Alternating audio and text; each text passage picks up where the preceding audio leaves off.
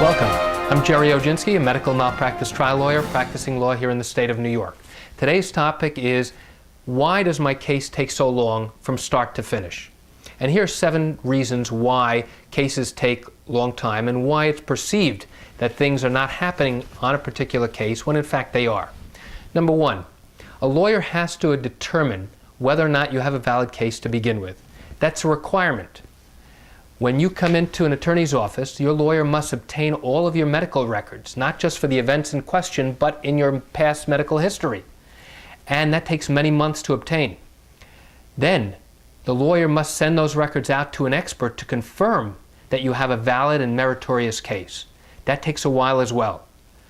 It could be many, many months from the time you walk in to see an attorney until you get an answer as to whether or not your attorney believes you have a valid, meritorious case. Once your lawyer has determined that you have a basis to bring a lawsuit, your lawyer can now bring a lawsuit and prepares a set of papers known as a summons and complaint. Those papers are prepared and then filed with the court. And once the papers are filed with the court, it then has to be served on the people that you are suing, the doctors or the hospitals or anybody else involved.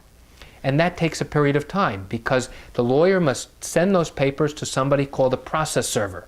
And that's somebody who actually takes those documents and gives it and hands it to the doctors and the hospitals that are involved. And it has to be done in a specific, legally required way. And that's crucial. If it's not done properly, you run the risk of getting your case dismissed before you even step into the courthouse door.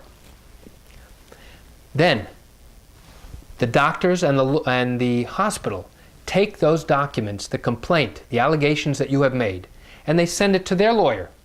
And their lawyers review it and will serve what's called an answer, which is a response to the allegations and the complaints that you've made.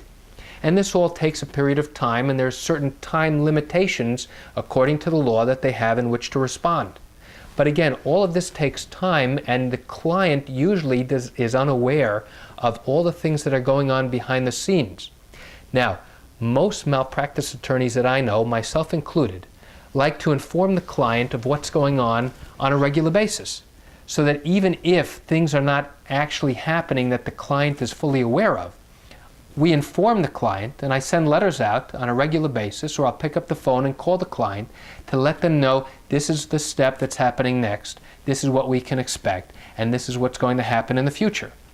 By doing that, the client is reassured. They know that that your attorney is on top of things and knows exactly what's happening.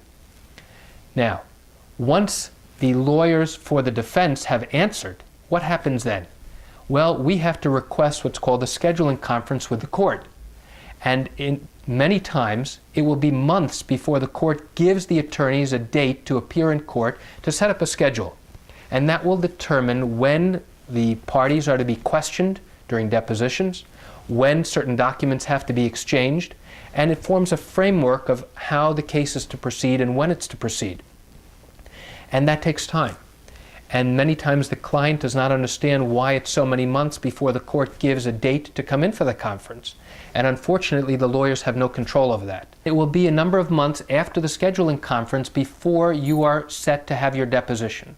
Why does it take so many months afterwards? The primary reason is because the defense lawyers want time to obtain your medical records before they sit down and ask you questions about what happened to you. And it typically takes many months, as I told you in the beginning, for your own attorney to get your records. But now the defense lawyers have an opportunity to get your records as well. And they need time to do that. So once a number of months have gone by, your deposition will come up and you'll have a chance to be questioned. Sometimes, after you've been questioned, it will be a few more months before other witnesses are questioned as well.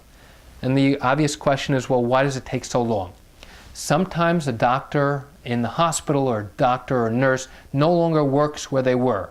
And we now have to track down and identify where they are in order to take their deposition. And that will delay matters.